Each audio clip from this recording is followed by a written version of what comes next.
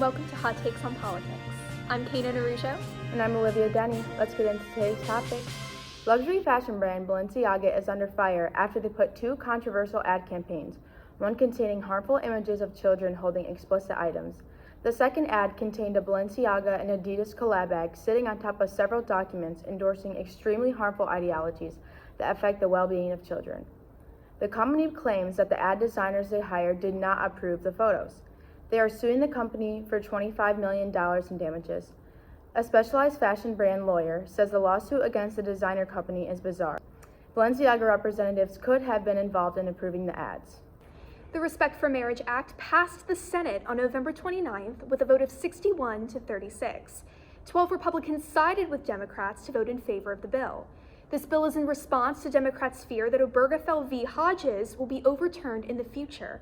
This is based on Justice Clarence Thomas's statement in the Dobbs v. Jackson case, when he stated the court will be looking at the validity of other rights in the future, like same-sex marriage. If the act is passed, the right to religious liberty hangs in the balance. Faith-based organizations may not be able to reserve the right to participate in certain events because it violates their religious conscience.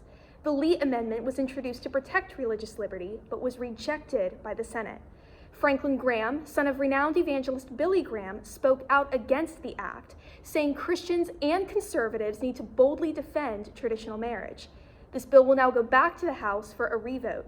If it passes, it will head to President Biden's desk to either be enacted into law or rejected. Protests against the Chinese president's COVID lockdowns began after a fire broke out in an apartment, killing 10 people. Chinese citizens are blaming the severe and isolating COVID policies for the death of citizens. China's zero COVID policy includes shutting schools down, isolating people, mass testing, and forcing people to stay in their homes, as well as lockdowns until no infections are found. As a result of the protests, China is set to ease COVID restrictions. And the latest on the midterms, the Georgia Senate runoff will be taking place on December 6th between Republican Herschel Walker and Democrat incumbent Raphael Warnock. Some Republicans say they are confident Walker will win, but only time will tell. And Republican Arizona governor candidate Carrie Lake is suing Maricopa County following her loss against Democrat challenger Katie Hobbs. Lake has refused to concede following her concerns that the ballots were corrupted due to many voting machine errors and demands answers from the county. A U.S. District Court judge has called the suit baseless and has ordered Lake to pay court costs to defend her suit, which the judge claims to be filled with false narratives. With Nancy Pelosi announcing her retirement after Republicans took back the House, the GOP nominated former House Minority Leader Kevin McCarthy to be the next Speaker. In turn, Democrats nominated Hakeem Jeffries to be the House Minority Leader. The final vote to ensure McCarthy's position will take place in January. If he reaches 218 votes, he will become the next Speaker. The shot heard around the world was a big hit in this country once. So was Will Smith. Smith opens up about slapping Chris Rock at the Oscars back in March. Smith states he lost it. He says, quote, "I guess what I would say, you just never know what somebody's going through." Smith said he has apologized to Rock several times and apologizes for his actions. Country star Jessie James Decker was accused of photoshopping abs onto her kids after she posted a picture of them in swimsuits on their trip to Mexico. According to People magazine, Decker denies all accusations, saying that her children's mass amount of genetic and built muscle from athletics should not be considered weird. Decker added that she wants to teach her children to feel proud of their bodies and hard work, and that we should be tolerant of all children and adults regardless of their physical appearance. Hawaii, the world's largest active volcano, Mauna Loa, erupted earlier this week. The volcano has not erupted in nearly 40 years. The eruption left Hawaii's sky lit up dark orange because of the lava. The volcano lava could be seen all the way in outer space. The volcano is still currently erupting and started heading towards Hawaii's Big Island Highway. The Hawaii governor says that it is still safe to visit the Big Island.